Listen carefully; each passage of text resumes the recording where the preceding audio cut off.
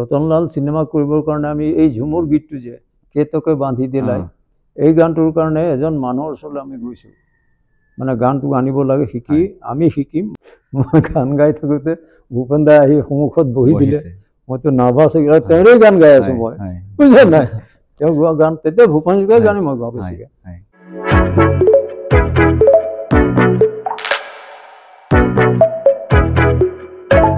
নমস্কাৰ মই মনজিত আৰু আজি আপোনালোকলৈ মই এটা বিশেষ ভিডিঅ' লৈ আহিছোঁ আজি মোৰ পডকাষ্টত আপোনালোকক চিনাকি কৰি দিবলৈ ওলাইছোঁ আমাৰ অসমৰ এগৰাকী জনপ্ৰিয় শিল্পী ৰাম শচনীদেৱ আৰু মই আজি কথা পাতিম তেওঁৰ লগত আৰু আগন্তুক যি আমাৰ অসমত ঝুমুৰ বিশ্ব দৰবাৰত প্ৰতিষ্ঠা হ'বলৈ গৈ আছে এটা ৱৰ্ল্ড ৰেকৰ্ড কৰিবলৈ গৈ আছে সেই বিষয়ে আমি কথা পাতিম চ' প্ৰথমতে নমস্কাৰ বৰ্তা নমস্কাৰ নমস্কাৰ বৰ্তা মোৰ ইউটিউব চেনেল আৰু ফেচবুক পেজ মনজিত তাঁতী ক্ৰিয়েশ্যনলৈ আপোনাক স্বাগতম জনাইছোঁ আৰু মই বহুত দিনৰ পৰা আপোনাক লগ কৰিমকৈ এনেই লগ পাওঁ বাৰু আপোনালোকক অকণমান বাৰ্তালাপ কৰিম বুলি পিনে বিচাৰি আছিলোঁ আৰু সৌভাগ্য হ'ল আজি মোৰ আৰু এই ঠাণ্ডা বতৰত আপোনাক অকণমান আমনি দিবলৈ আহিলোঁ আৰু বৰ্তা প্ৰথমতে আপুনি আমাৰ অসমৰ এগৰাকী বিখ্যাত জনপ্ৰিয় শিল্পী হয় আৰু এতিয়া আজি এই ক্ষণত মই উপস্থিত হৈছোঁ আমি অসমৰ আমাৰ এটা গৌৰৱ যে আমি অসমৰ যি ঝুমুৰ আমাৰ চাহ জনগোষ্ঠীৰ যি ঝুমুৰ সেয়া আমি বিশ্ব দৰবাৰত আমি প্ৰতিষ্ঠা কৰিবলৈ গৈ আছোঁ হয় তো আমি অকণমান কথা পাতিম আপোনাৰ আৰম্ভণিৰ পৰা আপোনাৰ কেতিয়াৰ পৰা আপুনি সংগীত চৰ্চা কৰিছিলে প্ৰথম কেনেকৈ এই ফিল্ডত আহিলে আপুনি সংগীতৰ লগত কেনেকৈ জড়িত সংগীতৰ ক'বলৈ গ'লে আমাৰ ঘৰখনে আছিলে এটা সংগীতৰ পৰিৱেশ আছিল আমাৰ ঘৰখন হয় মই সৰুৰে পৰা সংগীতৰ মাজতে ডাঙৰ হৈছোঁ বুলি ক'লে ভুল কৰা নহ'ব হয় আমাৰ দেউতা মোৰ দাদাহঁত সকলো মানে সংগীত প্ৰিয় আছিল তেওঁলোকে চৰ্চা কৰিছিল হয় আমাৰ দেউতা নিজে গাব পাৰিছিল তেওঁ সৰুতে মোক ভজনবোৰ গায় আচ্ছা দেউতাৰ কোচত বহি মই ভজনবিলাক শুনো মোৰ দাদাহঁতেও এনেকৈ কীৰ্তন চিৰ্তন কৰে এইবিলাক আছে ভক্তিমূলক গীত গায় এই ধৰণে মই গীতবিলাক মানে সৰুৰে পৰা গীতবোৰ শুনিছোঁ তাৰপিছত যেতিয়া অলপ ডাঙৰ হ'লোঁ আমাৰ ঘৰত আমাৰ দেউতাই মানে নিজৰ প্ৰচেষ্টাত এখন এই এটা মানে নাট্যগোষ্ঠী সৰু মিনি থিয়েটাৰ বুলি ক'লেও ভুল নহ'ব খুলিছিল তাত আমি নৃত্য কৰিছিলোঁ গীত শিকাইছিলোঁ আৰু সেই সময়ত তাত মানে আমি নাটকো কৰিছিলে আমাৰ ঘৰত বাঙালী এজন ভদ্ৰলোক আহিছিলে বেংগলী তেওঁৰ নাম শৰৎ কীৰ্তন্যা তেওঁ বাংলা ভাষাৰ তেতিয়া আমাৰ তাত অসমীয়া নাটক পোৱা নাযায় তো বাগানবিলাক তেওঁ বাংলা ভাষাৰ নাটক কৰে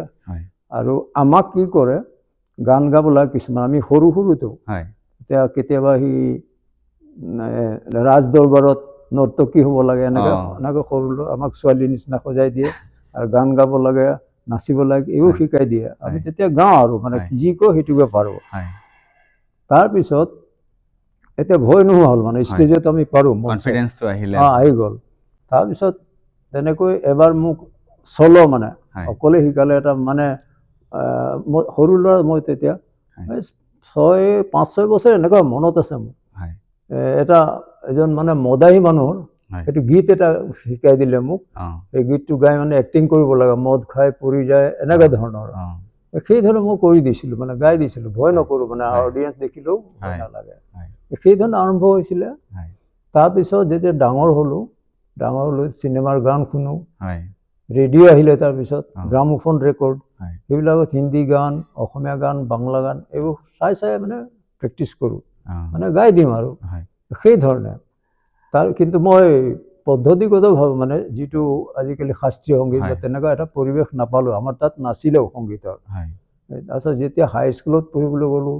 সেই ৰেডিঅ' শুনো তেতিয়া মন দি শুনো মানে ৰেডিঅ'ৰ গানবিলাক আমাৰ যিবিলাক তেতিয়া আমাৰ ডিব্ৰুগড় ষ্টেচন হোৱা নাছিলে গুৱাহাটীৰ পৰা আমি শুনো ৰিলে কৰে তাৰ গীতি মাল্লিকা এনেকৈ কিছুমান আছে আধুনিক গীত তেতিয়া বিখ্যাত আমাৰ গায়কসকল খগেন মহন্ত ভূপেন হাজৰিকা খগেন মহন্ত জয়ন্ত হাজৰিকা দিলীপ চৌধুৰী এনেকুৱা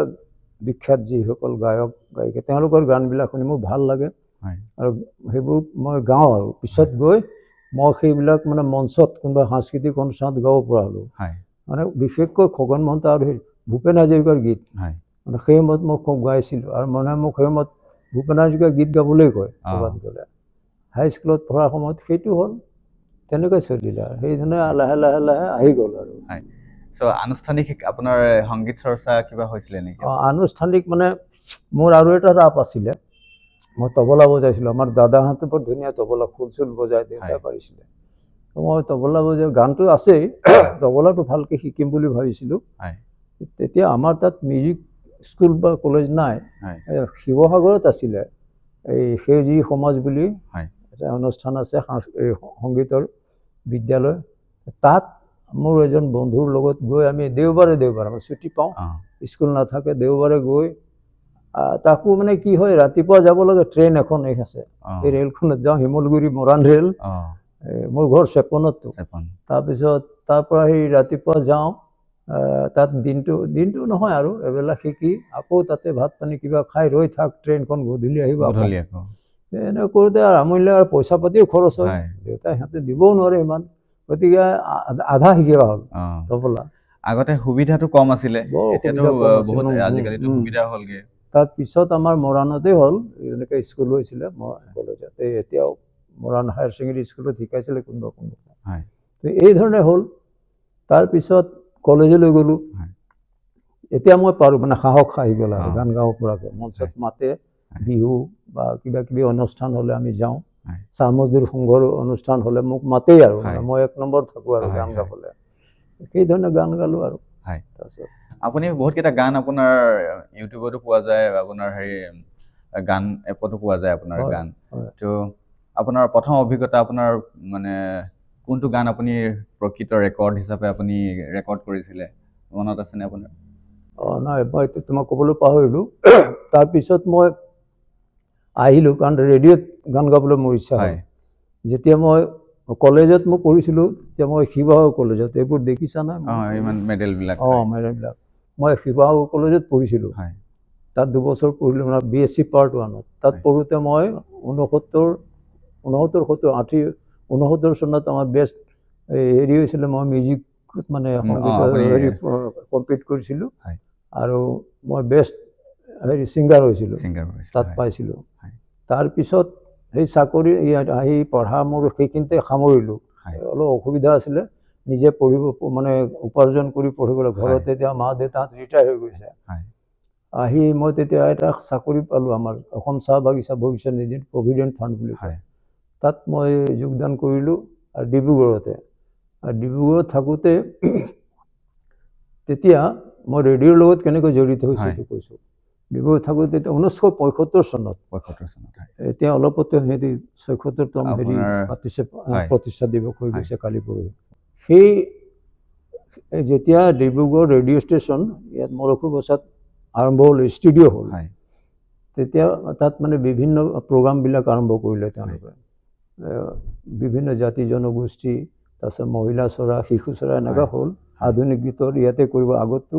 তাৰপৰা গুৱাহাটীৰ আৰ্টিষ্টবিলাক গান আনিছিলে। সেই সময়তে আমাৰ এটা অনুষ্ঠান খুলিলে চাহ জনগোষ্ঠীৰ কাৰণে, চাহ শ্ৰমিকৰ আচৰ বুলি। এইটো চাহ মজদুৰ সংঘৰ পৰা আমি বুলি মানে মিলি এটা ডিমাণ্ড দিছিলোঁ ৰেডিঅ'ত, যে এনেকুৱা এটা আমাৰ ইমান পপুলেশ্যন, আমাৰ জনসংখ্যা আছে, গতিকে আমাৰ কাৰণে এটা অনুষ্ঠান আপোনালোকে সপ্তাহত এদিন হ'লেও প্ৰচাৰ কৰক। তেতিয়া তেওঁলোকে মানি ল'লে, আৰু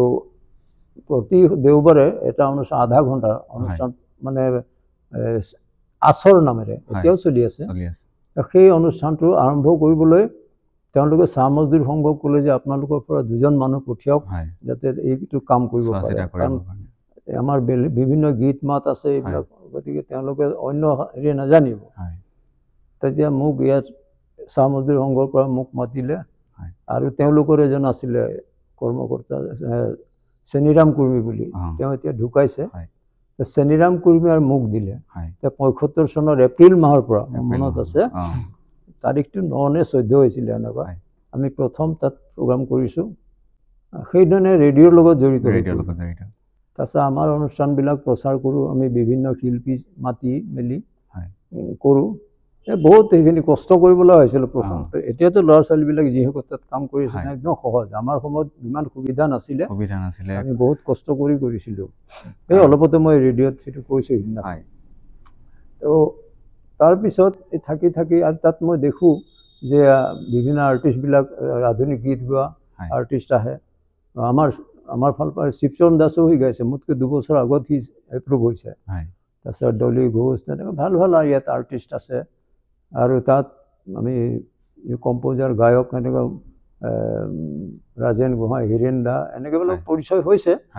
আৰু মানে ভাল চিনাকি মানে ছয়দ চাদুলহাঁতক পাইছোঁ ভৱেশ গোস্বামী এইবিলাক মানুহ জ্যোতিষ ভট্টাচাৰ্য তেওঁ সংগীতৰ মানুহ এইবিলাক তেওঁলোকৰ লগত পৰিচয় হ'ল তাৰপিছত ময়ো বোলো নাই মই পৰীক্ষা মোক কৈ চবে তই কেলৈ নাগাওঁ ৰেডিঅ'ত বোলো নাই মই গাম পৰীক্ষা দিব লাগে অডিশ্যনৰ কাৰণে মোক চবেই এই পাৰিবি তই কেলৈ চিন্তা তথাপি মোৰ এটা মানে সাহস হোৱা নাই বোলো নাই মই পৰীক্ষা দিলে এবাৰ মই পাছেই হ'ব লাগে মই উত্তীৰ্ণ হ'ব লাগিব কিছুমান 2-3 বাৰ দি কৰে তাৰ কাৰণে মই কি কৰিলোঁ আৰু মানে নিজকে এটা আৰু মানে কনফিডেন্স আনিবৰ কাৰণে মই তাৰে এজন ভাল সংগীতজ্ঞ আছিলে তাৰে এছিষ্টেণ্ট ডিৰেক্টৰ আছিলে তেওঁ মিউজিকৰ এই দেৱেন শৰ্মা বুলি মই ভাল গায়ক তেওঁ শাস্ত্ৰীয় গায়কো আধুনিক গীতো গায়ক তেখেতৰ ওচৰত মই প্ৰায় 6 মাহমান মই শিকিছোঁ তেখেতে কয় এই পাৰিবি তই যা একো নাই তাৰপিছত নহয় আপুনি ক'লেহে মই দিম নহয় পাৰিবি যা এই পৰীক্ষা দিলোঁ আৰু মই 77 চনত 77 চনত মই মানে তাত জইন কৰা এবছৰ পিছত 2 বছৰ পিছত তাৰপিছত মই আধুনিক গীতৰ কাৰণে স্বীকৃতি পাওঁ আধুনিক গীতৰ কাৰণে আৰু তেতিয়াৰ পৰা গাইছোঁ গানবিলাক মই আছে তেনেকুৱা গীত জনপ্ৰিয় গীত আছে এতিয়াও বাজি থাকে এইখন মোৰ দেশ এইটো মহল বুলি আমাৰ লগৰে এজন আৰ্টিষ্টে সি সুৰ কৰিছে তাৰপিছত হীৰেণ গোহাঁই কৰা বহুত বুকু দি নেপালে এনেকুৱা কিছুমান গীত আছে এইবোৰ আমি মানে জনপ্ৰিয় মানুহে কয় মোক মাজে মাজে এতিয়া ৰেডিঅ' খুব কমেই শুনা হয় প্ৰায় পাহৰি ৰেডিঅ' বহুত কমেই শুনা হ'ল আজিকালি যিহেতু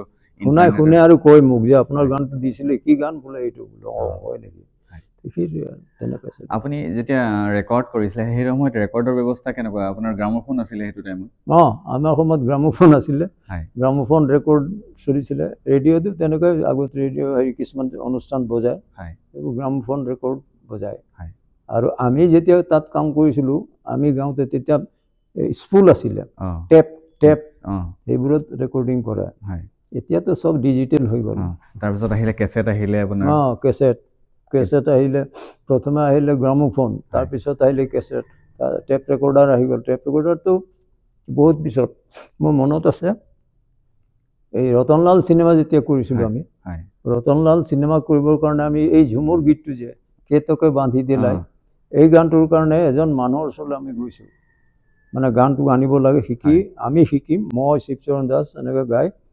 তেতিয়া সেই গানটো ৰেকৰ্ড কৰিবৰ কাৰণে তেতিয়া ডিব্ৰুগড়ত কাৰো ওচৰত নাই আমাৰ এই জালান চাহ মহাদেৱ জালান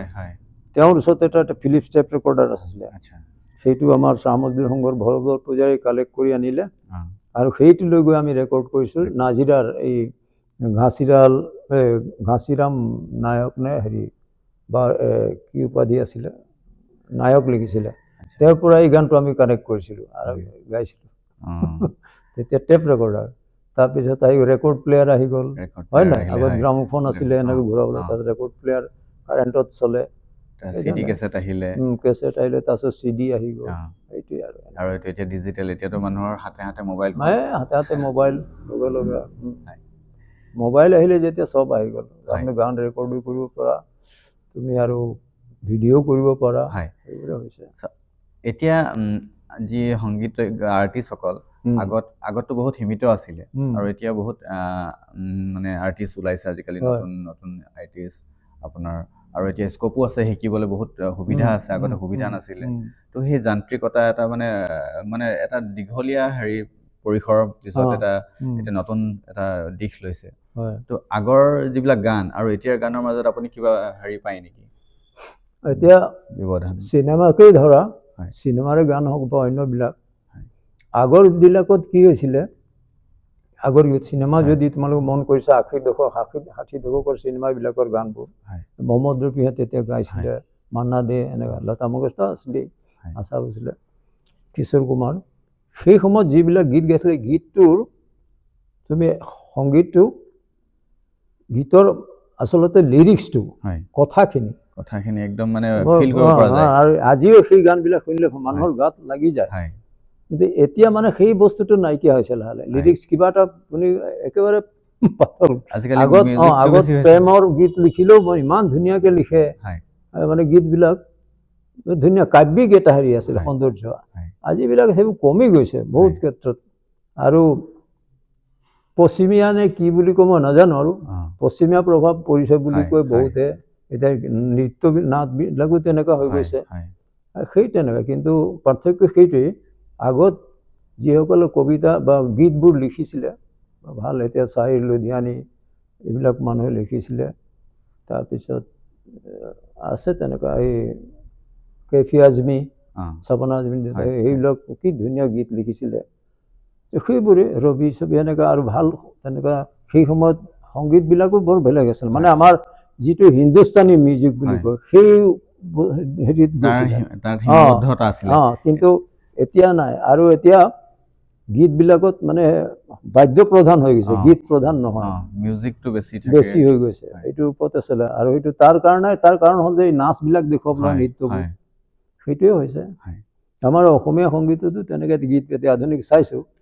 যে বহুত এতিয়া খগেন মহন্ত জয়ন্ত হাজৰিকা বা এই ভূপেন হাজৰিকাই যিবোৰ গীত গালে সেই গীতবোৰ তুমি আজিও শুনিছা যিটো বা 10 বছৰ আগতে আমি শুনিছিলোঁ যে গীতটো ইয়াৰ আৰু কিমান বছৰৰ পিছতে সেই গীতবিলাক অমৰ হৈ থাকিব বাজি থাকিব আপোনাৰ যোনটো আমি কওঁ যে এভাৰগ্ৰীণ সং এইটোৱে এভাৰগ্ৰীণ সং আৰু তাৰমানে এই কথাটো আমাৰ জনজীৱনৰ লগত সম্পৰ্ক আছে তো ভূপেন হাজৰিকাই যিবিলাক গীত ৰচনা কৰি গ'ল প্ৰত্যেকটো জাতি ধৰ্ম ঠাই চব তেওঁ ভালকৈ চিনি পাইছিলে আৰু সেই ধৰণে তেওঁ গীত লিখিছিলে আৰু নিজেও সুৰ তেনেকুৱা ধৰণে দিছিলে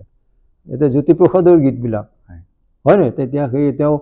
আমাৰ যিবিলাক আইনাম বিয়ানাম এইবিলাকৰ ওপৰতে কৰিছিলে এতিয়া গছে গছে পাতি দিলে এনেই ভাল লাগে গানটো হয় নহয় খুব চিম্পল কিন্তু ভাল লাগে ভূপেন হাজৰিকাই যিবিলাক সেইযোৰ আমি ক'ব লাগিব যে কালজয়ী গীত এতিয়া মানুহে মানুহৰ বাবে তেওঁ পলদৰ্শনৰ পৰা কৰিলে এইটো চিৰন্তন সত্য হয়নে নহয় এতিয়া তেনেকুৱা কিছুমান গীত আছে বহুত গীত আছে তেওঁ যিবোৰ কৰি গৈছে এতিয়া আমি অসমীয়া নহওঁ দুখীয়া গানটো গাই গ'ল সেইটো আমাৰ জাতিটোক হয় নাই এটা উজ্জীৱিত কৰা এই তেনেকুৱা ধৰণে যিবোৰ গীত গাইছে তেওঁ আমাক লৈ আমাৰ জনজীৱনে অসমক লৈ বা গোটেই বিশ্বক লৈ লিখিছে আৰু এইবোৰ সদায় থাকিব এভাৰগ্ৰীণ যাক কয় চিৰসেউজী গীত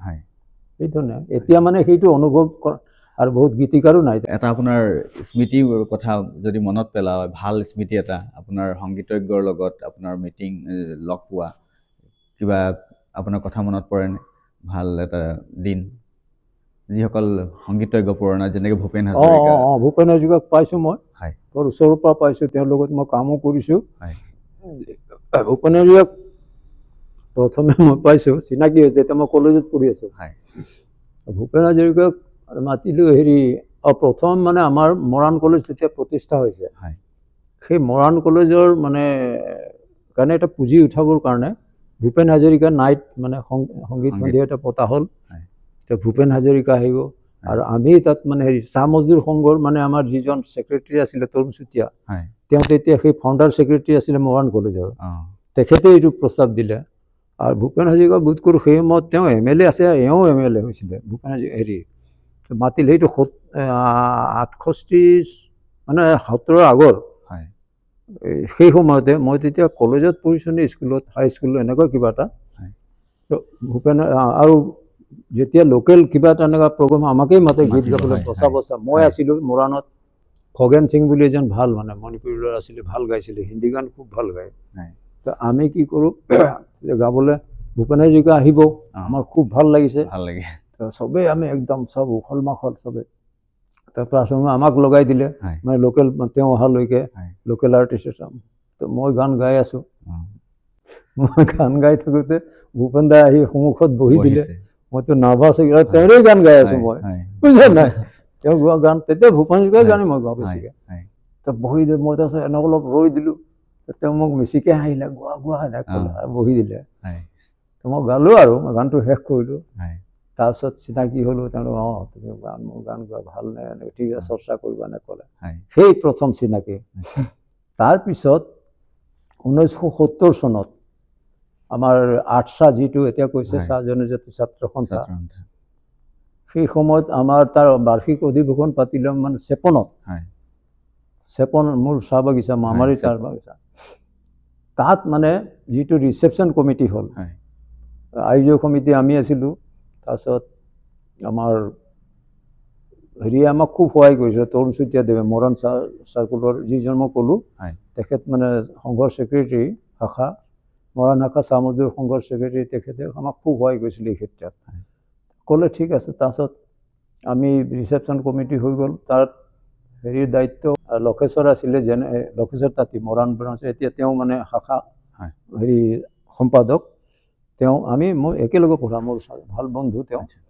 কিবা কাম কৰিলে আমি দুয়োটাই মিলি কৰি, আৰু কেইজনমান আছোঁ, সত্যনাৰায়ণ গন্ধৰ্ব, ৰাখাল কুমাৰ, এনেকুৱা ধৰণৰ আমি ছাত্ৰ সন্থাৰ কামো এইবিলাক কৰোঁ। লক্ষেশ্বৰ আৰু মই চিন্তা কৰিলোঁ, বোলে এইবাৰ এক কাম কৰিম আমি, বুজিছ, চবেইতো হেৰিত গায়, আমি এইবাৰ ভূপেন হাজৰিকাক মাতিম ক'লো কথা। তাৰপিছত তেতিয়াতো হেৰি মোবাইল নাছিলে, এইটো ৭০ চনৰ কথা। আমাৰ ফ্ৰেণ্ড এজন আছিলে মানে ওচৰতে, আমাৰ যিখন স্কুলত RC স্কুলত মই পঢ়িছিলোঁ, মৰাণ ৰামচন্দ্ৰ আগৰ স্কুলত, তাৰ ওচৰতে মানে এই তেওঁলোকৰ মানে দাতা ফেমিলিৰ ঘৰটোৰ ওচৰতে, গোলা মানে মাৰোৱাৰী মানুহ, ৰঘুনাথ বেৰিয়াৰ ঘৰ বুলি কয়। তাত তাইৰ ল'ৰা ছোৱালী আমাৰ ভাল বন্ধু, খুব ভাল বন্ধু আমাৰ। কিবা থাকিলে আমি সিহঁতৰ গাদীৰ পৰাই ফোন কৰি দিওঁ। তো এদিন কি কৰিছোঁ, ভূপেন হাজৰিকাৰ মানে তেতিয়া তেওঁ ভূপেন দা হেৰিত থাকে, কলিকতাত, এই যে প্ৰতিধ্বনি বুলি, প্ৰতিনিধি নেকি, প্ৰতিনিধি বুলি এটা তেওঁ মেগাজিন এখন উলিয়াইছিলে, বুজিছে নাই, সাপ্তাহিক নে মাহেকীয়া। সেইটো কামৰ কাৰণে তেওঁ তাত থাকে, প্ৰিণ্টিং চিণ্টিং সুবিধা হয়, আৰু ইয়াৰ পৰা মেটেৰিয়েলবিলাক পঠিয়াই দিয়ে, তেওঁ তাত কৰে, এডিট কৰে। তেতিয়া তেওঁ প্ৰায় তাতে থাকে, 33B গল্ফ ক্লাব ৰোড, এতিয়াও মোৰ মনত আছে এড্ৰেছটো, পালোঁ মানে সেই প্ৰতিনিধিত। তাৰপিছত পাই ফোন কৰিলোঁ তেওঁলৈ, লেণ্ডলাইন ফোন কৰিলোঁ। নহয়, প্ৰথমে আমি কি কৰিলোঁ, চিঠি এখন লিখিলোঁ তেখেতক, সেই এড্ৰেছত লিখি দিলোঁ। তাৰ কেইদিনমানৰ পিছত ফোন কৰিলোঁ, দাদা মই আমেৰিকা, তোমালোকৰ চিঠি মই পাইছোঁ, মানে আপুনি আমাৰ হেৰিত গান গাব লাগে বুলি কৈছোঁ। তেতিয়া তেওঁ কৈছে যে মই তোমালোকৰ অনুষ্ঠানত গীত গাবলৈ পালে মই ভাল পাম, সুখী হ'ম। পিছে মোৰ এটা সমস্যা হ'ল। কি হ'ল দাদা? বোলে মইতো কলিকতাত থাকোঁ, এতিয়া মোক যাব লাগিব, মইতো প্লেনত যাম, গতিকে তোমালোকে প্লেনৰ ভাড়াটো মোক দিব পাৰিবা? মই পাৰিম দাদা, এনেকৈ কৈ দিলোঁ। তাৰপিছত হ'ব আৰু তেতিয়াহ'লে তাৰিখ চাৰিখ ঠিক হৈ গ'ল। তাৰিখটো মোৰ মনত নাই, ক'ৰবাত কাগজ হেৰাই গ'ল এইবোৰ। জানুৱাৰী মাহৰ আছিলে, জানুৱাৰী নে ডিচেম্বৰ এনেকুৱা, ঠাণ্ডা দিন আছিলে। তাৰপিছত তেওঁ এই কথাটো আমি মানে প্ৰচাৰ হৈ গ'ল যে ভূপেন হাজৰিকা আহিব সিহঁতৰ মিটিঙত। গোটেই মৰাণ ছাৰৰ ওচৰ গাঁৱৰ তৰুণ চুতীয়াক ক'লোঁ, ছাৰ আমিতো এইবাৰ হেৰিত ভূপেন হাজৰিকা, ক'লি নেকি কনফাৰ্ম? আমি কথাও পাতিলোঁ। কিমান পইচা লাগিব বুলি ক'লে, প্লেনৰ ফেয়াৰ লাগিব, কিমান লাগিব? 1200 নে কিমান লাগে তেতিয়া, 1200 নে 1300, মানে 1500 এনেকৈ মুঠতে, বেছি নহয়। তেওঁ অলপ দেৰি চিন্তা কৰিলে, তেওঁ ভালকৈ চিন্তা, হ'ব দে মই পইচা তুলি দিম, চিন্তা নকৰিবা। তহঁতি প্ৰচাৰ কৰিলি নি? মই কৰিলোঁ বুলি ক'লোঁ। সেইটো আৰু তাৰপিছত ভূপেন দা সেইদিনাখন আহিব আৰু আমাৰ একদম, তেওঁ মানে আহিছে, কিন্তু টেক্সিত আহিছে, ইয়াৰ পৰা গুৱাহাটীৰ মানে ভায়েকক আনিছে, তেওঁৰ লগত আহিছে এই জয়ন্ত হাজৰিকা আহিছে, তাৰপিছত দোস্ত হবিবুৰ ৰহমান আছিলে,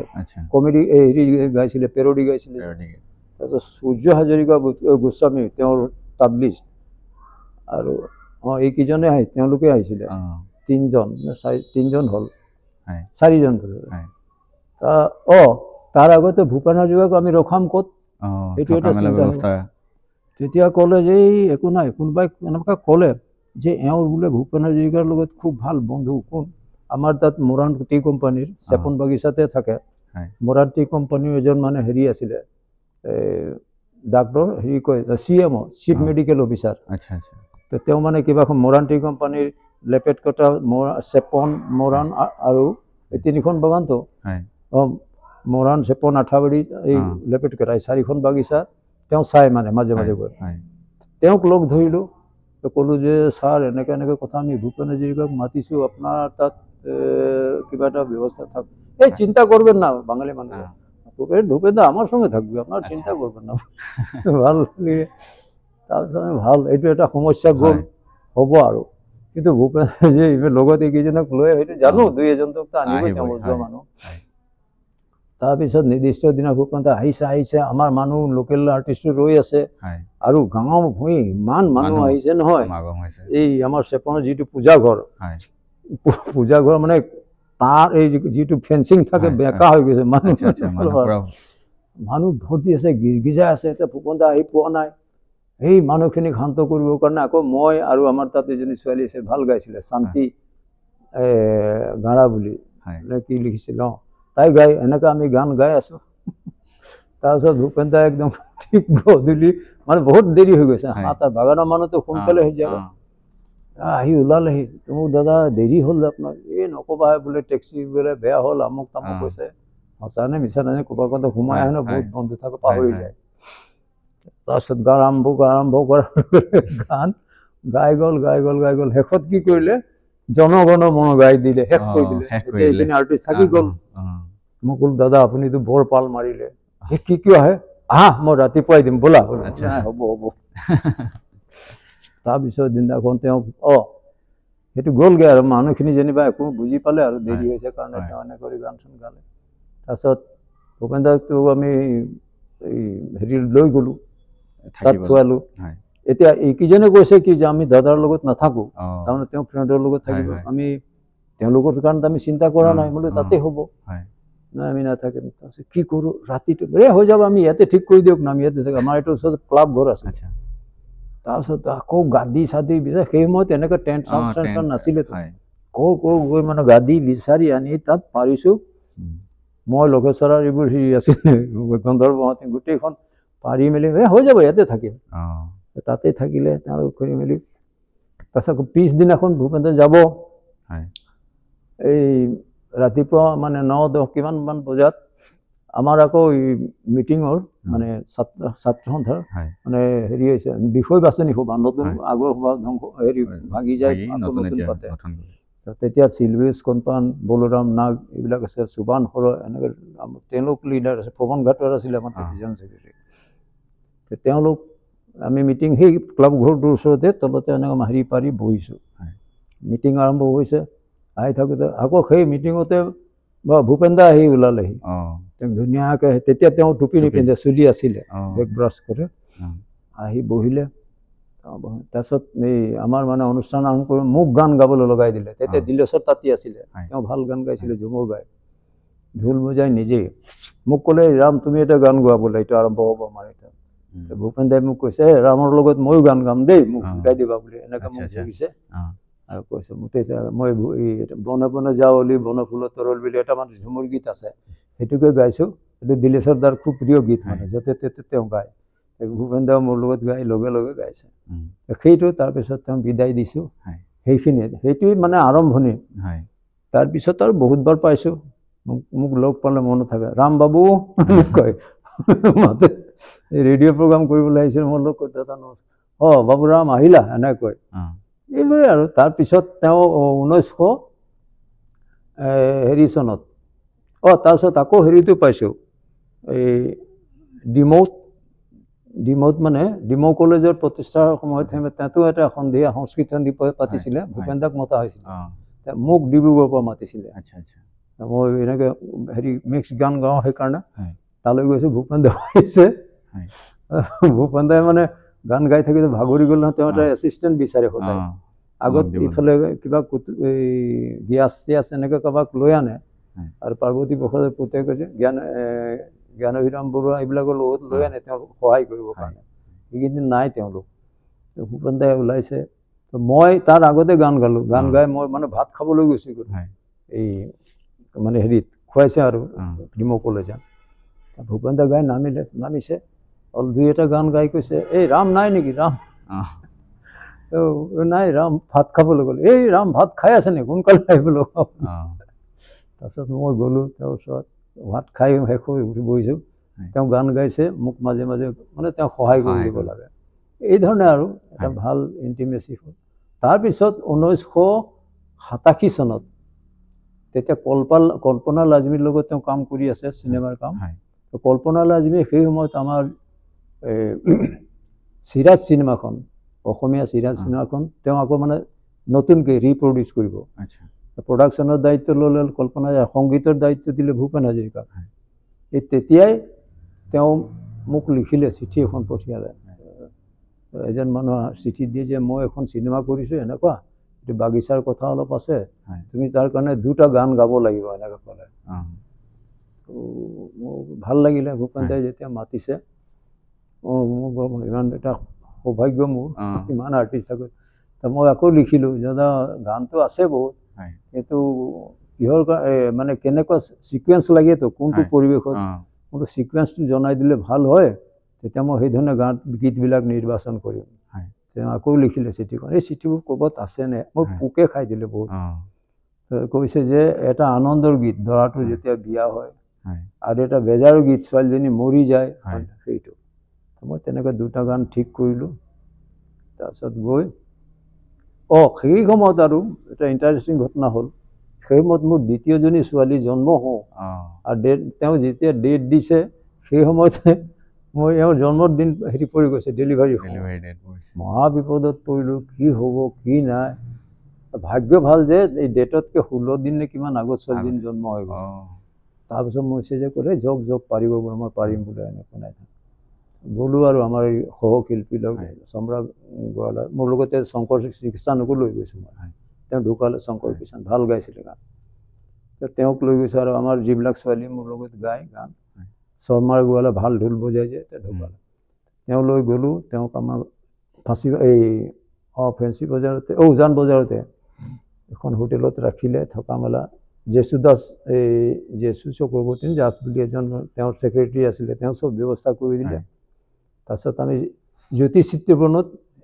কৰিলোঁ গান ৰেকৰ্ডিং। আমাৰ লগত আকৌ জিকিৰো গাইছে, কিউদ্দিন আহমেদ যে আমাৰ জিকিৰ গায়ক, তেওঁ গাইছে। এই নাহৰ আমাৰ মালিকৰ য'ত ঘৰ নহয়, সেইটো ৰেকিবুদ্দিন আহমেদ, তেওঁ মানে ভাল ঝুমাৰ নাম আছে, ৰেডিঅ'ত গায়, তেওঁ গৈছিলে। আমি গালোঁ গানবোৰ, ভূপেন দাৰ লগত থাকি সেইটো গান গালোঁ, গাই মেলি সেইটোৱেই আৰু। তাৰপিছত পিছদিনাখন আকৌ আমাৰ সৌভাগ্য, ভূপেন দাৰ আমাৰ ৰেকৰ্ডিং হৈ গ'ল। পিছদিনাখন ভূপেন দাৰ নিজৰ পাৰাৰ ঘৰতে আছে, তেওঁ নিজৰ ঘৰতে আছে, কল্পনা আছে, আৰু মনীষা হাজৰিকাই লাগি দিছে চবেই। আৰু তেওঁৰ এজন ভাল তাবলিচ লগত সদায় ঘূৰি ফুৰে, সেইজন কাজল খান বুলি তেওঁ আছে। ভূপেন দাক মানে তেওঁৰ তেতিয়া 60 বছৰ নে 61 বছৰ পূৰ্ণ হৈছে, আৰু সেই মানে 61 বছৰ পূৰ্ণ হোৱাৰ কাৰণে তাক দীপক সংঘ বুলি এটা অনুষ্ঠান আছে তাতে নিজৰ ওপৰত। এই তেওঁলোকে মানে তেওঁক এটা সম্বৰ্ধনা জনোৱা এটা অনুষ্ঠান পাতিছে। তাৰ কাৰণে মানে তেওঁ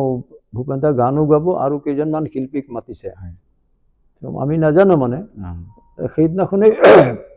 ৰাতিপুৱাই মই গৈছোঁ, মই আৰু শংকৰ গৈছে মোৰ লগত, মই তেওঁক প্ৰণাম কৰিছোঁ, আৰু কৈছে দাদা আমাৰতো কাম হৈ গ'ল, আমি যাম বোলে। সেইমতে দেখিছোঁ তেওঁ এজন লগত কথা পাতি আছে, এই যিজন দীপক সংঘৰ ছেক্ৰেটাৰী, কিবা দাস দেই, মোৰ মনত নাই নাম, তেওঁৰ লগত কথা পাতি আছে। তাৰপিছত ক'লে যে এওঁক চিনি পায়, মোৰ নাম চিনাকি কৰিছে, এওঁ আমুক মোৰ চিনেমাত গান গাইছে, তুমি এওঁলোককো মাতা আমাৰ অনুষ্ঠানটো চাবৰ কাৰণে, এনেকৈ ক'লে। তাৰপিছত এওঁলোক মোৰ সৃষ্টিৰ এটা অংগ, এনেকৈ বুলি কৈছে, তেনেকৈ কৈছে। তাৰপিছত বোলে হ'ব দাদা, আপুনি চিন্তা, ক'ত থাকিব আপোনালোক এনেকুৱা? তেতিয়া ক'লে নহয়, তোমালোকে এক কাম কৰি তুমি হোটেলত থাকিবা, আৰু আমি ইয়াতে পুলিচ মিলিটাৰী থাকিব নহয়, সেইকাৰণে অসুবিধা, তোমাক আমি গাড়ী দি তোমালোকক লৈ আনিম। সেইখিনি কৰি দিলে। গধূলি আহিছোঁ ভূপেন দাৰ ওচৰত, তাত বহি তেওঁ ব্যস্ত, চাৰিওফালে এনেকৈ ল'ৰা ছোৱালীবোৰ বহি, কিছুমানে অট'গ্ৰাফ লৈছে। তেওঁ তম্বু এটা চামিয়ানা কৰি দিছিলে, তাতে বহি চবৰে ছোৱালীবিলাকে এই তাৰে ওচৰত। ভূপেন দাই কৈছে, মই ছোৱালীবিলাকক কৈছে, মই আজি বেছি কথা ক'ব নোৱাৰিলোঁ ন, মোৰ চকু পানী ওলাই গ'ল ন। ছোৱালীখিনি হয় বোলে, এই চকু পানীতকৈ আৰু কিবা বিশেষ ভাষা আছে জানো বোলে বেলেগ, এনেকৈ কৈছে। তাৰপিছত চবেই লৈছে, আমাৰ গ্ৰুপৰ চবেও অট'গ্ৰাফ লৈছে। মইতো ভবা নাই ৰচা। তাৰপিছত মই ক'লোঁ দাদা মোকো অট'গ্ৰাফ দিয়ক। দিয়া দিয়া, কি দিব, মোৰ একো নাই, এই দীপক সংঘই যিখন স্মৰণিকা উলিয়াইছিলে তেওঁৰ, সেইখনে আছে মোৰ হাতত, ইয়াতে লিখি, মানে কি হ'ল, মোক কি লিখিম, নহয় মোৰ ছোৱালীজনী, আপুনি এনেকুৱা হৈ থাকোঁতে মোৰ ছোৱালীজনী জন্ম হ'ল, গতিকে তাইৰ নাম এটা আপুনি ঠিক কৰি দিব লাগে।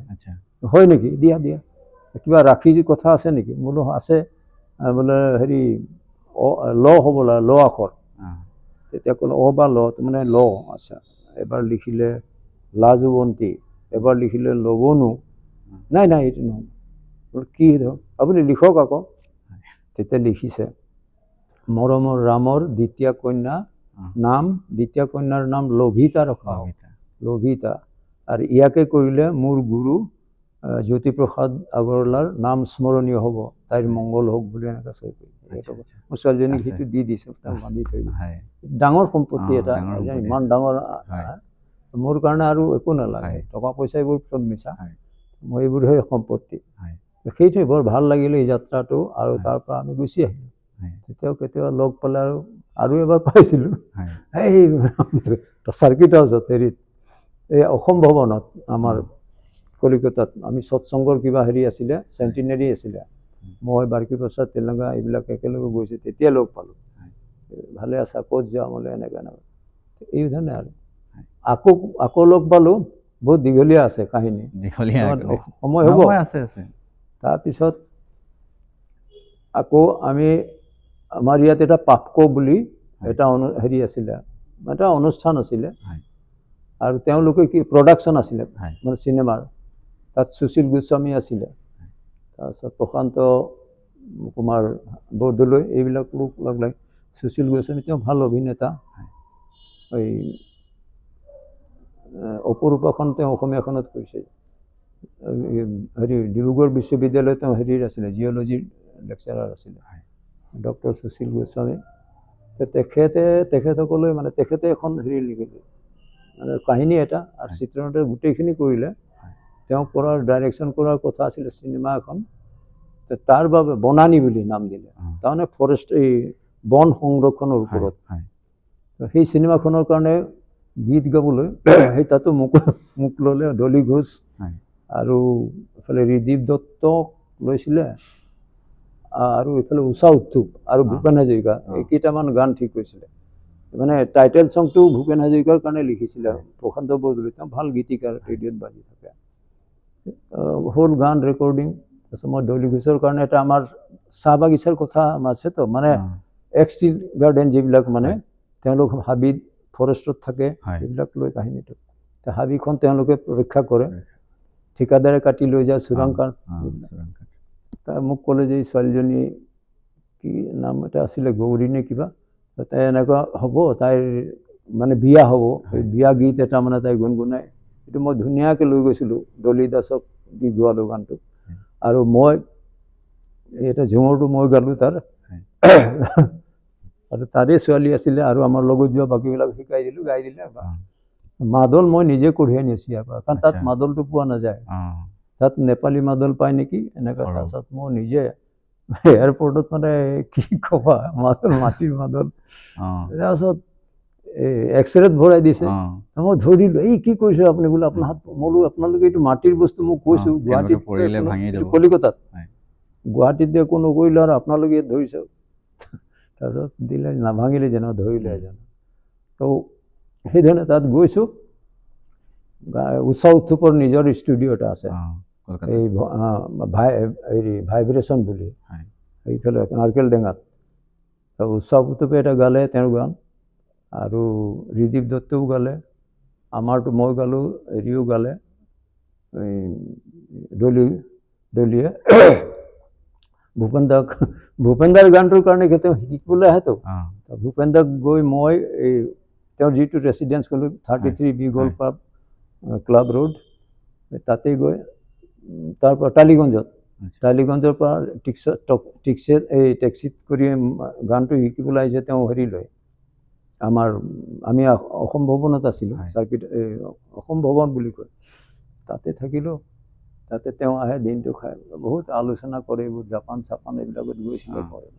তেওঁৰ লগত কথা পাতিলে মানে তুমি শুনি বহুত ইনফৰমেশ্যন থাকে, আৰ্টিষ্টিক চব কথাতে কথাবোৰ।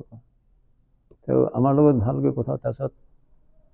এই পাতোতে গানটো শিকিলে, শিকাৰ পিছত তেওঁক অনা নিয়াৰ দায়িত্বটো মোৰ। গতিকে তেওঁক থৈ আহোঁ, আৰু ৰেকৰ্ডিঙৰ দিনাখন তেওঁক আনিবলৈ গৈছোঁ। তেওঁ ওলাইছে ধুনীয়াকৈ, সাজি কাচি, চশমা তচমা লৈ। মোক বাটত কৈছে, হেৰি গান শুনিবা নেকি? কি কয় অসমীয়া গজল শুনিবা নেকি মই শুনিম দাদা বজাওক সৰু এটা টেপ উলিয়াই তাত বজাইছে তুমি বিয়াৰ নিশাৰ সেই গানটো মানে হেৰিয়ে গাইছে মেহেদী আলম নেকি মেহেদী আলম বুলি এজন গজল গায়ক আছে তেওঁক দি গুৱাহাটীত আহিছিলে তেতিয়া ৰেকৰ্ডিং কৰা বঢ়িয়া মানে মানে এইটোৱেই যে কোনটো গান কাক চুইট কৰিব পাৰে সেইটো তেওঁ জানিছিলে শুনিলোঁ গানটো তাৰপিছত তাত ৰেকৰ্ডিং কৰিলে ৰেকৰ্ডিং কৰাৰ পিছত আকৌ থৈ আহিলোঁ সেইটোৱে আৰু তেনেকুৱা এইখিনি মানে একদম হেৰিকে পাইছোঁ আৰু লাষ্টত তেখেত ঢুকোৱাৰ এবছৰ আগতে নেকি 2011 ঢুকাইছে ন 12 ঢুকাইছে নেকি 11 নে 12 তাৰপিছত আমি তেওঁক সেই তাৰ এবছৰ আগতে মই দুলাল মানে পৃথিৱী মাঝি তেওঁ মিছেছ আৰু কেইজনমান মিলি তেতিয়া তেওঁ কথা পাহৰি গৈছে আৰু খোজ কাঢ়িব নোৱাৰে এই অসুস্থ হৈ আছিলে তেতিয়া আমি হেমেন বৰুৱা ঘৰত তেওঁক লগ কৰিছিলোঁ তেতিয়া মই এই কাহিনী গোটেই কথাবোৰ কৈছে তেখেতক মই প্ৰথমে মাতিছিলোঁ আমি 70 চনত কেনেকুৱা আছিলে কি কথা তেতিয়া মোক কৈছে তুমি এই গান এইবিলাক লিখিবা দেই কথাবিলাক এনেকৈ কৈছে আৰু তেওঁ এটা আবৃত্তি কৰিছিলে সেইটো শুনালে আমাক বহুত একবিংশ শতিকাৰ কি কুৰি দশকতো মই তোমাৰ বা ভাত চাম বুলি এনেকৈ ধুনীয়াকৈ ধুনীয়া লং প্লে এয়া শেষ দেখা তেখেতৰ লগত তো এইবিলাক একদম আপোনাৰ এতিয়াও স্মৃতি একদম সজীৱ হৈ আছে মোক পুৰা মনত আছে ক'ত কেনেকৈ প্ৰত্যেকটো কথা এইবোৰ পোৱাটো এটা সৌভাগ্যৰ কথা আৰু বুজা যায় মানে সেইকাৰণে তেওঁৰ ফিলচফিটো মানে সেইকাৰণে আমি যা তা গান গাবলৈ অলপ দিগদাৰি পাওঁ কিছুমান এই খুব মানে হেৰি নিচিনাকৈ পাতল গানবিলাক ভাল নালাগে য'ত মাটিৰ গুণ থাকে তেনেকুৱা ধৰণৰ মানুহৰ জীৱনৰ কথা থাকে এইবিলাকে গাবলৈ ভাল লাগে এসময় আগতে আমি তেওঁৰ গানবিলাক এনে গাই গৈছিলোঁ অৰ্থটো বুজা নাছিলোঁ এতিয়া বয়স হোৱাৰ লগে লগে বাহ কি কথাবোৰ কৈছে সাংঘাতিক হয় প্ৰত্যেকটো কথাতে গীততে তেওঁ মানুহৰ কিবা এটা মেছেজ দিছে চবতে প্ৰত্যেকটো গীততে এটা মেছেজ থাকে তেওঁ যে মানে এটা যদি তেওঁ প্ৰেমৰ গীতো এটা গাইছে তাতো মানে এটা মেছেজৰ বহুত গীত আছে তেনেকুৱা এইয়াই আৰু চ' আমি এইখিনি কথা পাতিলোঁ লগতে আমি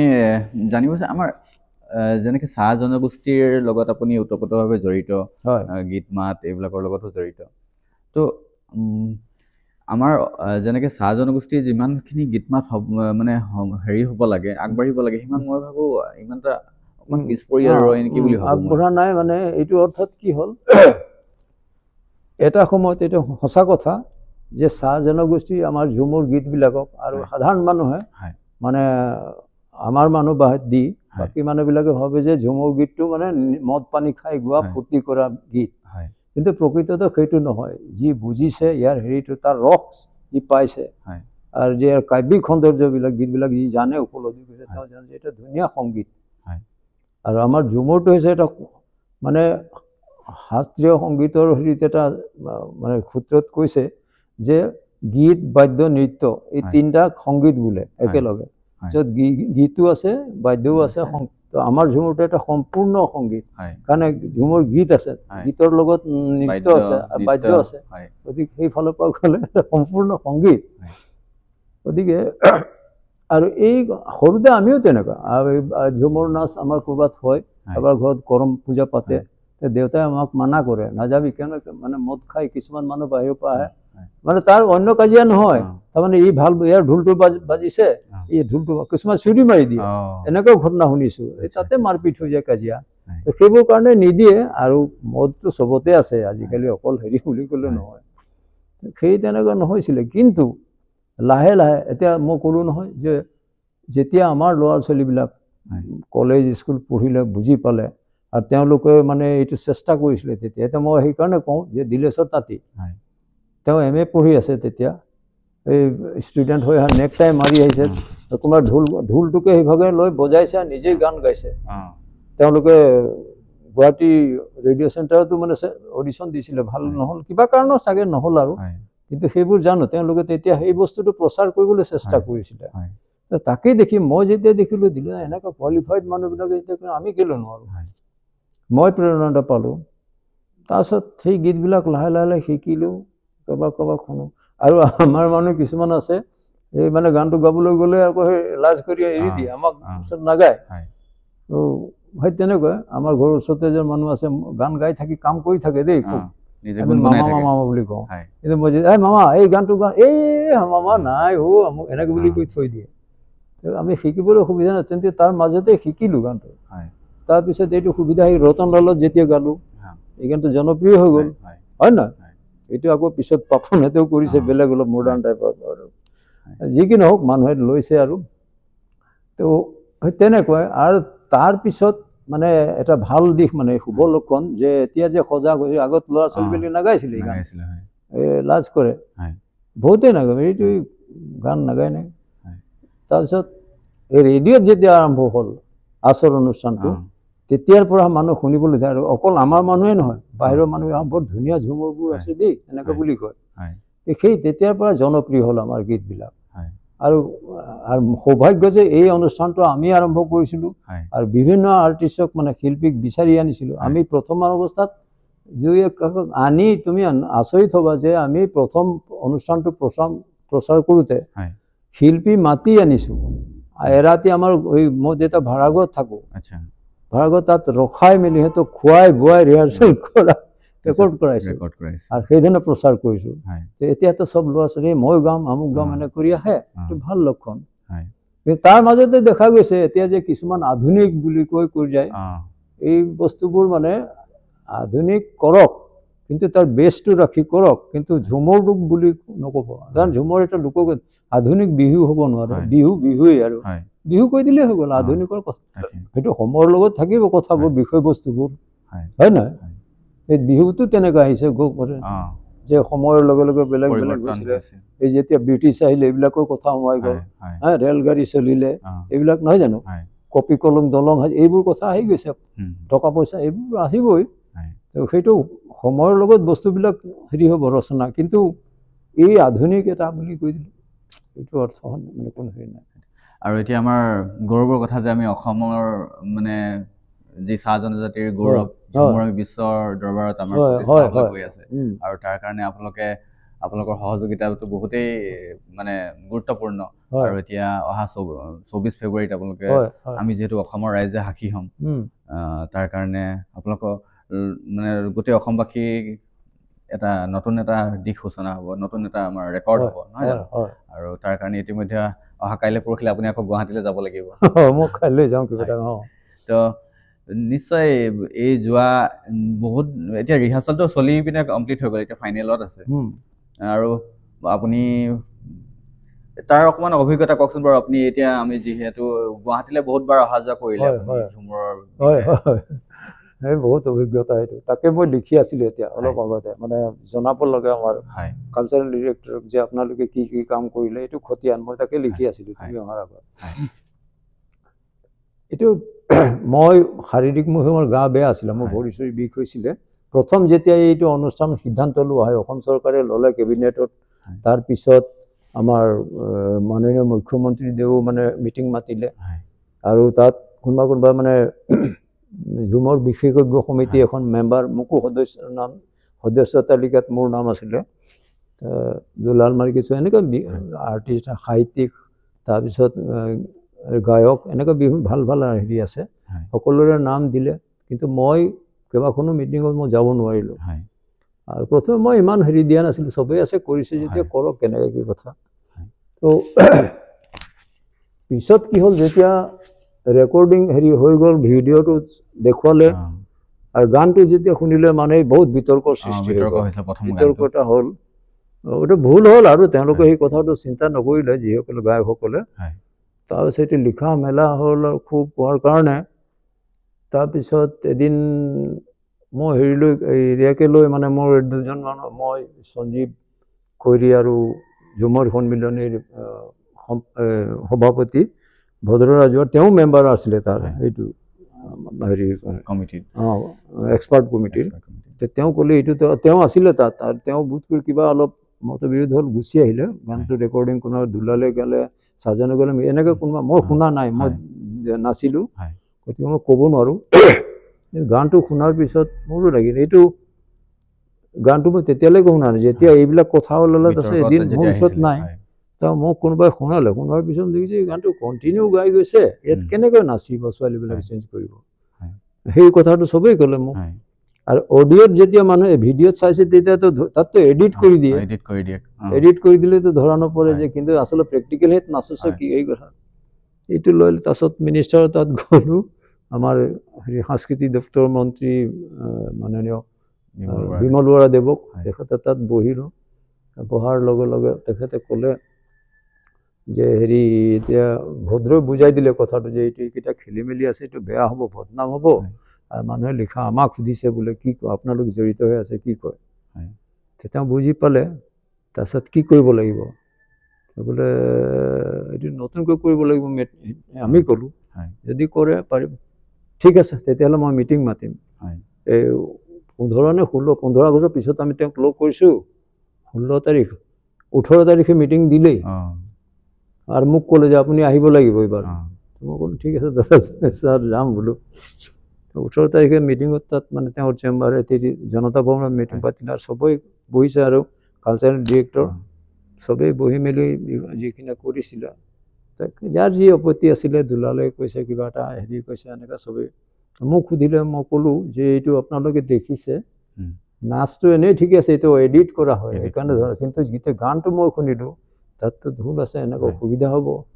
আৰু কিছুমান বস্তু এটা আনুষংগিক থাকে ঝুমুৰত, সেই বস্তুবোৰ ইয়াত নাই, গতিকে সেইবোৰ দিলে আৰু ভাল হ'ব এনেকৈ ক'লোঁ। তো এইটো আকৌ নতুনকৈ কৰিব লাগিব নেকি বোলে, নতুনকৈ মানে এইটোকে আৰু শুদ্ধ কৰি দিব লাগিব আৰু নতুনকৈ কৰিবলৈ আকৌ আৰ্টিষ্ট গোটাওক। তাৰপিছত পৰা যায় কিন্তু সেইটো নকৰিলে নাজানো আৰু। তাৰপিছত ক'লে এইটো শুদ্ধ কোনে কৰিব, এতিয়া চবেই তাত মোক ক'লে যে মোৰ কথা কৈ দিলে যে আপুনি কৰিব। এতিয়া মই পৰিলোঁ বিপদত। হ'ব দিয়ক, ৰাইজে যেতিয়া কৈছে বোলো থাকিলোঁ। সেই 19 তাৰিখৰ পৰা মানে তাত কণ্টিনিউ কৰি কৰি কৰি প্ৰায় 1 নে 2 তাৰিখে আমি গোটেই বস্তুটো, এই তাতো বহুত খেলি মেলি, মানে কাৰোবাৰ হেৰি নাপাওঁ, কোনোবা আৰ্টিষ্ট নাহে, বজোৱা মেলে, এইবোৰ বহুত কথা আছে, এতিয়া ক'বলৈ গ'লে দীঘলীয়া হ'ব। যেনে তেনে মুঠতে কৰি দিলোঁ, মোক দায়িত্ব দিছিলে কৰি। তাৰপিছত কৰা শেষ পিছত মই গতাই দিছোঁ যে এইটো হৈ গ'ল। তে মোক ক'লে যে আপুনি, মই বোলো যাওঁ এতিয়া, মই বহুত দিন হ'ল মই ঘৰৰ পৰা বাহিৰত ইমান দিন কেতিয়াও থকা নাই, প্ৰায় 15 দিন হ'ল। ক'লে যে হেৰি নহয় আপুনি এতিয়া ভিডিঅ'টো আকৌ আমি নতুনকৈ মাতি পঠিয়ালে, মাষ্টাৰ ট্ৰেইনাৰবিলাকক মাতি পঠিয়াই 3 তাৰিখে নে কেই তাৰিখে তাত আকৌ সৰু হৈ যায় নচোৱালে। তেতিয়া ছোৱালীবিলাকে ধুনীয়াকৈ নাচিছে। মই সুধিছোঁ যে কিবা অসুবিধা পাইছে, নাই পোৱা। এতিয়া বোলে আমি বুজি পাইছোঁ বোলে, ভাল লাগিলে আৰু চবকে ক'লোঁ যে এইটোকে ফোন কৰিব, নাচিবা, সেইটোৱে ছেটিছফেকশ্যন। আৰু কৰি মই মোৰ লগত গণেশ তাঁতী বুলি যি ঢোল বজাইছে অৰিজিনেলি, তেওঁৰ লগত আমি গুচি আহিলোঁ। আহি তাৰপিছত এই পিছৰ পৰ্যায়ত এইবোৰ লাহে লাহে হৈ গ'ল। অলপ ক'ৰবাত ক'ৰবাত বেলেগ বেলেগ জেগাত পাতিছে। আমাৰ ইয়াত আমি 8 তাৰিখৰ পৰা নহয় 8 তাৰিখতো ইয়াত হ'ল, আমি ইয়াত 31-ৰ পৰা 31লৈকে কৈছিলোঁ, 28, 29, 30, 31 এই ডিব্ৰুগড়ৰ যিখিনি এইটো তাত কৰিলোঁ মানকটা ফিল্ডত। তাৰপিছত 8 তাৰিখ 5খন জিলাৰ ইয়াতে হ'ল জেনেৰেল ৱাইজ, জেনেৰেল তাতে ভালে ভালে হৈ গ'ল। আৰু আমি দেখুৱাই দিলোঁ এইকেইটা ভুল হয় যিকেইটা, এতিয়া কনফিডেঞ্চ আহি গৈছে, পাৰিব মানে চবেই। তো মই আশা কৰোঁ আৰু চব জেনেৰেলতে ভালেই হৈছে। আৰু এইকেইজন প্ৰশিক্ষকেই গৈছে, মোক মই ডিব্ৰুগড়ৰ দায়িত্ব দিছিলোঁ, মই চাইছিলোঁ। আৰু মই শাৰীৰিক হেৰিৰ কাৰণে মই কৈছিলোঁ যে মই য'ত ত'ত যাব নোৱাৰোঁ, মোক ইয়াতে দিয়ক, আৰু তেতিয়াহে দিলে ইয়াত। তাৰপিছত সেইটো কৰি মেলি ভাল লাগিলে, ডাইৰেক্টৰো আহিছিলে, চবেই চাই। এতিয়া আশা কৰিছোঁ চবেই ভাল নাচিব তাত। আকৌ আমি ফাইনেল ৰিহাৰ্চেল কৰিম, মানে গোটেইখিনি 20 তাৰিখে গৈ পাবতো, 21, 22, 23 3 দিন তাত ফুল ৰিহাৰ্চেল হ'ব। মানে কেনেকুৱা হ'ব কি, মানে এটা কৰি মেলি তেতিয়াহে আমি আৰু কিবা যদি থাকে সেইটো শুধৰণি কৰাই দিব লাগে, সেইটোৱে কথা। নিশ্চয় ইয়াৰ কাৰণে মানে আপোনালোকৰ নিচিনা ব্যক্তিৰ মানে যি চেষ্টা, তাৰ কাৰণে আমি এটা বিশ্ব ৰেকৰ্ড কৰিবলৈ গৈ আছোঁ। আৰু আপোনালোকৰ যি কষ্ট, এই আপোনাৰ অসুস্থ শৰীৰতো আপুনি ইমান কষ্ট কৰিছে, অসুস্থ মই এতিয়াও আকৌ এতিয়া বাকী আছে আৰু ধৰক গুৱাহাটী যোৱা তাৰো এটা এসপ্তাহৰ ধৰক প্ৰগ্ৰেম, এসপ্তাহ পৰা দীঘলীয়া এটা যাত্ৰা, মানে আপোনাৰ তাত এতিয়া ফাইনেল যিহেতু আৰু নোহোৱালৈকে 24 তাৰিখ পাৰ নোহোৱালৈকে আমাৰ চিন্তা, মই সদায় মানে ভগৱানক খাটি আছোঁ, ভালে ভালে হৈ যাওক। আৰু আমাৰ গৌৰৱৰ কথা, আমাৰ মাননীয় প্ৰধানমন্ত্ৰীদেৱো আমাৰ উপস্থিত থাকিব, আমাৰ আৰু 20খনমান ৰাষ্ট্ৰৰ চাগে ৰাষ্ট্ৰদূত থাকিব। সেইটো কাৰণে আৰু ভাল মানুহ আৰু মানুহ টিভিত ডাইৰেক্ট টেলিকাষ্ট কৰিব চাব পাৰিব বাহিৰৰ মানুহ চাব আমাৰ ভাৰতৰ বাহিৰত চাব সেইটো এটা বিহুক যেনেকৈ গোটেই বিশ্বই চাইছিলে তেনেকৈ এইটো চাব পাৰিব আমাৰ অসমৰ ঝুমুৰৰ এটা বেলেগ হেৰি আছে ঝাৰখণ্ড পুৰুলীয়া এইবিলাকৰো আছে তেওঁলোকৰ অলপ আমি ইয়াত অলপ বেলেগ কোৰিঅ'গ্ৰাফি কৰিছোঁ তো তেওঁলোকৰ আমাৰ লগত মানে সেইটোৱে আৰু গীতবিলাক একেই আৰু তাল মান সব একেই থাকিব খালি আমাৰ অলপ নাচাৰ ফৰ্মটো বেলেগ হৈছে সেইকাৰণে অলপ কষ্ট কৰিব লগা হৈছে ছোৱালীবিলাকে মিলাব লগা হ'ব এনেকৈ এইখিনি বুজাই দিব লগা হৈছে তো সেইটোৱে আৰু দেখা যাওক 24 তাৰিখ কি হয় নিশ্চয় আমিও সেই সাক্ষী হ'বলৈ আমিও মানে উৎসাহেৰে বাট চাই আছোঁ আৰু সেইটো দিনলৈ আৰু চেষ্টা কৰিম ময়ো যাবলৈ গুৱাহাটীত এপাক গৈ পিনে এইখিনি দেখুৱাবলৈ চেষ্টা কৰিম ৰাইজক আৰু বাগানবিলাকতো চাগে প্ৰজেকশ্যন কৰাৰ ব্যৱস্থা কৰিছে প্ৰত্যেকখন বাগানত মানে লাইভ প্ৰজেকশ্যন কৰিব সেইদিনা তো ভাল কথা আৰু ভাল কথা চাওক ৰাইজে যিবিলাক যাব নোৱাৰে চবতো যাব নোৱাৰিব আৰু যোৱাটো সম্ভৱ নহয় তাত ইমানখিনি মানুহ ধৰিব গোটেই বাগানৰ মানুহ আহিলে নধৰিব অসমৰ যিহেতু চাহ উদ্যোগটো 200 বছৰ সম্পূৰ্ণ হৈছে তাৰ এই বৃহৎ পদক্ষেপ লোৱা হৈছে তাৰ কাৰণে ভাল হেৰি আৰু বহুত কাম কৰিব লাগে সাংস্কৃতিক দিশত মই এইটোকে কৈছোঁ যদি সুবিধা পাওঁ মই সাংস্কৃতিক মানে আমাৰ মন্ত্ৰীক কম আৰু এটা কথা তেওঁলোকে কৰিছে কিছুমান সংস্কৃতিৰ ক্ষেত্ৰত এটা কালি এনে পঢ়ি দেখিছে এই কেবিনেট হ'ব নহয় কোকৰাঝাৰত তাতে সংস্কৃতিৰ কাৰণে কিবা এটা কৰিব আমাৰ ফালৰ পৰা চাহ জনগোষ্ঠীৰ কাৰণে প্ৰত্যেক বাগিচাতে তেনেকুৱা বা 2-3খন বাগিচাৰ মাজত এটা ধুনীয়াকৈ কেন্দ্ৰ কৰি দিওঁ সাংস্কৃতিক চৰ্চা হয় জানো সেইবিলাক কৰি থাকিলে গীত মাতবিলাক আৰু এতিয়াই মানে যিবিলাক আমি জনা শুনা আমিবোৰ আছোঁ এতিয়া আমাৰো বয়স হৈ গৈছে আমি যিখিনি জানো অলপ শুদ্ধ ৰূপত মানে বৈজ্ঞানিক ভিত্তি যিটো সেইটো শিকাই দিব লাগে এতিয়া ঢোলটো কেনেকৈ বজাব লাগে চবেই বহুতে বজায় কিন্তু বুজি নাপায় এই তাল মাত্ৰা এইটো কেনেকৈ কি লয় এইবিলাক কথা গীতবিলাক আছে গীতৰ কিছুমান অৰ্থ বুজি নাপায় এনেই গাই আছে ভুলকৈ গাই আছে সেইবিলাক কথা মানে আলোচনা কৰি তেওঁলোকক এতিয়াও মানে আমিও যদি কিছুমান কথা নাজানো আমি জনা মানুহক সোধোঁ তাৰমানে আমাৰ সেই সময়ত আমি গুৰুত্ব নিদিলোঁ নহ'লে বহুতখিনি শিকিব পাৰিলোহেঁতেন তাৰ ভিতৰত যে বহুতখিনি মানুহ মৰি গ'ল আমাৰ তাত আছে ভাল ভাল গীত গোৱা কিন্তু তাৰ মাজতো আমি এইখিনি পাইছোঁ আৰু চেষ্টা কৰি আছে কিছুমানে কৰি আছে এইবোৰ লাইনত কাম আৰু ময়ো মানে তেনেকুৱা অলপ অধ্যয়ন কৰি আছোঁ আৰু ভালকৈ কিবা এটা যদি লিখি থৈ যাব পাৰোঁ বা তেনেকুৱা ঝুমুৰৰ বিষয়ে তেতিয়াহ'লে বিপদ ইয়াৰ আৰম্ভণি কেনেকুৱা কি হ'ল কিমান পৰ্যায়ত কি পৰিক্ৰমাত আহি মানে যিমানে এইটো অৱস্থা পাইছে এইবিলাকো জানিব লাগে ইতিহাসটো জানিব লাগে ল'ৰা ছোৱালীবিলাকে এতিয়া যোনটো আমাৰ ঝুমুৰ গান প্ৰায় 16 মিনিটমান হৈছে নেকি এইটো যোনটো এতিয়া পৰিৱেশন কৰিব ঝুমুৰ এতিয়া 16 মিনিট প্ৰায় 16 মিনিট ইয়াত মানে ভাগ কিছুমান নাথাকে জানো আপোনাৰ আৰম্ভণিৰ পৰা শেষলৈকে তাৰপিছত আমাৰ ইয়াত দেখুৱাইছোঁ আমি মানে এই বন্দনা ঝুমুৰ তাৰপিছত ডাঁৰচিলা ঝুমুৰ আছে তাৰপিছত আধৰাতীয়া তাৰপিছত খেমটা তাৰপিছত ভিনচেৰিয়া এই 5টা ফৰ্ম দেখুওৱা হৈছে তাত এই 16 মিনিটত মানে এইটো খুব খৰধৰকৈ কৰা হৈছে বস্তুটো এনেইতো মানে আখৰাত গাওঁতে বহুত টাইম ল'লে এটা গানে আধা ঘণ্টা নাচি থাকে সেইটোৱে আৰু নিশ্চয় আপোনাৰ লগত কথা পাতি মানে এনেকুৱা লগা নাই যে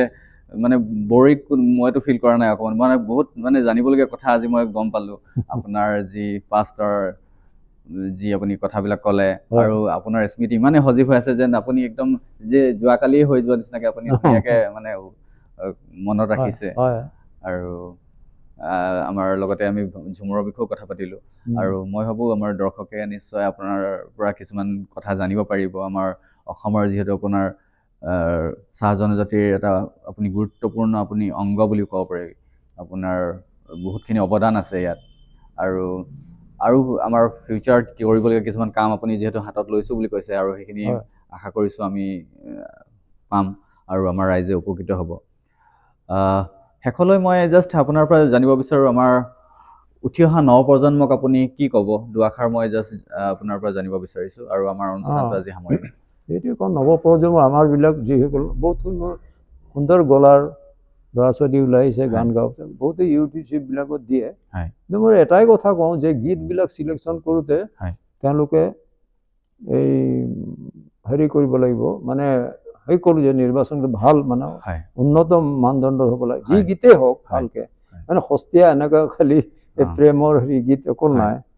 সেইবোৰো কৰক বেলেগ কিন্তু নিজৰ হেৰিটো আৰু ঝুমৰ বুলি ক'লে একদম যিটো মানে শুদ্ধ ৰূপত